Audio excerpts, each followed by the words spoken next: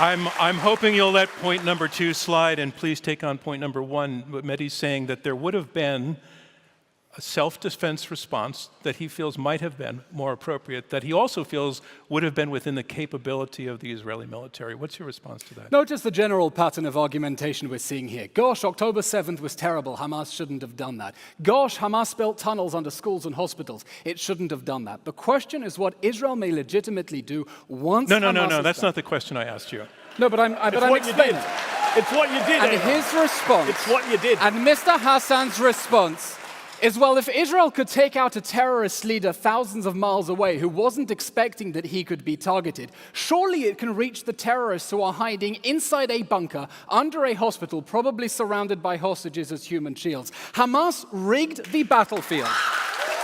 Hamas rigged the battlefield to shield its military assets under civilians, and it left Israel with no option of getting to those leaders. Okay, no other option, than going no other through option. the civilians. No option is what your opponent is saying. So first of all, as we've discussed, and I'm here all night, Eylon can take his time, they killed 15 members of the Doss family, 7 children. We can continue this at the reception afterwards if you want. And I'll happily ask you, why did the government that you served in kill 15 innocent people in an apartment building? Hold on, this is very important because there's no evidence Hamas was there. He's not even tried to make that claim. Mehdi, just in the interest of time, you've asked it. It's become a rhetorical question. It's question. crucial to the argument. Eylon wants to go to abstract tunnels. When he says there was no other option, what is your response to that?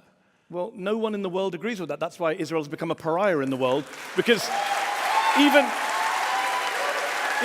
what was the option, Mr. Hasan? What would you have had us do? Even Joe Biden, the most what does October 7th justify? I already answered that question. Even Joe Biden, the most pro-Israel president of my lifetime, who has backed Israel with weapons and arms, has gone on the record saying too much indiscriminate bombing. You've killed too many innocent people. Even the people on your own side say you're killing too many people, Eylon. But you will not accept that. Mr. Hasan, too many people have been killed. The number of people who should have been killed is 0. Too many people were killed when Hamas's psychopath leaders, who are funded by your paymasters in Qatar, maybe you share a slack. All right. Let's please pull it with that. I'm going to respond to that. No. It's another cheap shot, and I don't want to entertain cheap shots. I want to go to you, Eylon, with this question. When you say that the war is justified, killing in war can only be justified if it serves a greater good.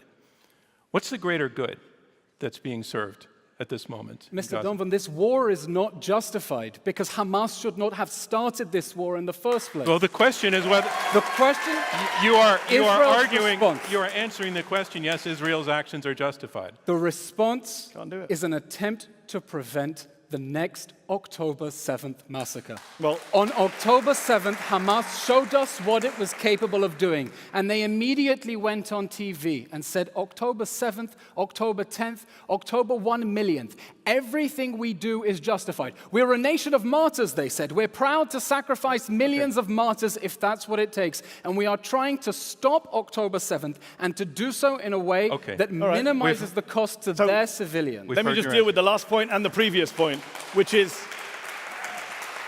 the idea. Let's just be real here.